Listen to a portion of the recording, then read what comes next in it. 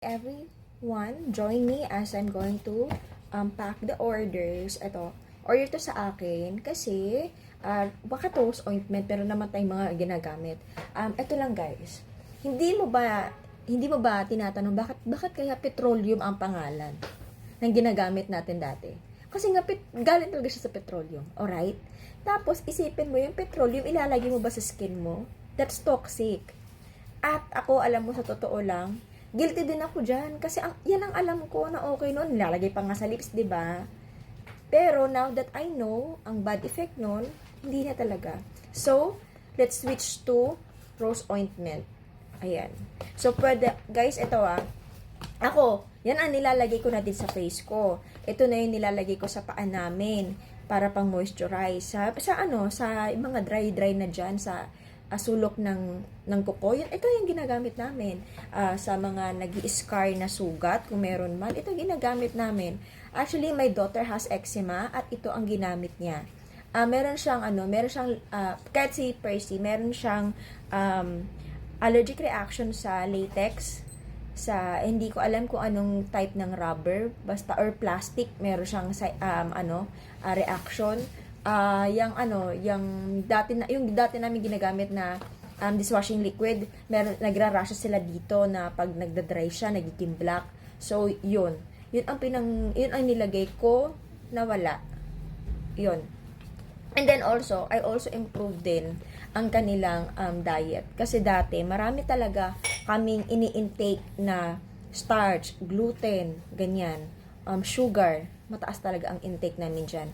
Pero, habang nagaganyan kami, tinulungan ko din ng aming diet, and then nagning siya. Ayan. So, wala na siya ngayon.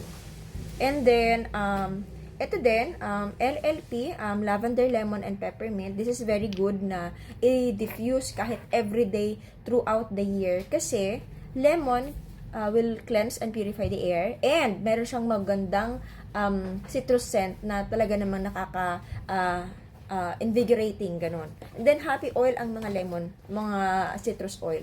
Peppermint naman, it will give you clarity, yung parang focus ka, ganyan. Pero guys, with these two, kapag kailangan mo ng tulog, kailangan mo ng relaxation, go for these two.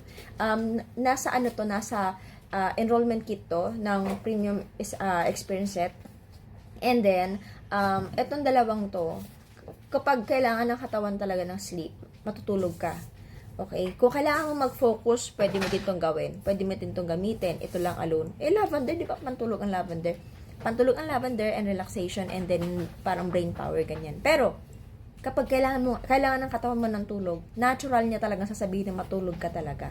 Pero kung kailangan ng katawan mo mag-focus, may gagawin ka, may assignment ka, may project sa office, may papahabol si boss, you can focus with lavender, actually. And then, si peppermint sa akin, this will keep me awake. Yun. Ito naman siya. Pero yun nga, LLP, nakakatulog din yung, pag itong tatlong to, nakakatulog siya, masarap ang tulog. Yan. Tapos, yan, that's for the first order. Ayan. Tapos, bibigyan ko na din siya ng card ng loyalty rewards. Para alam niya, kapag magjo-join siya, okay, ay, may ganito. I can earn points. Ay, okay, kapag pala consecutive months akong bibili, meron ako nito. And please check my reels about it kasi i-divulge ko siya ng section para mas maintindihan. Alright.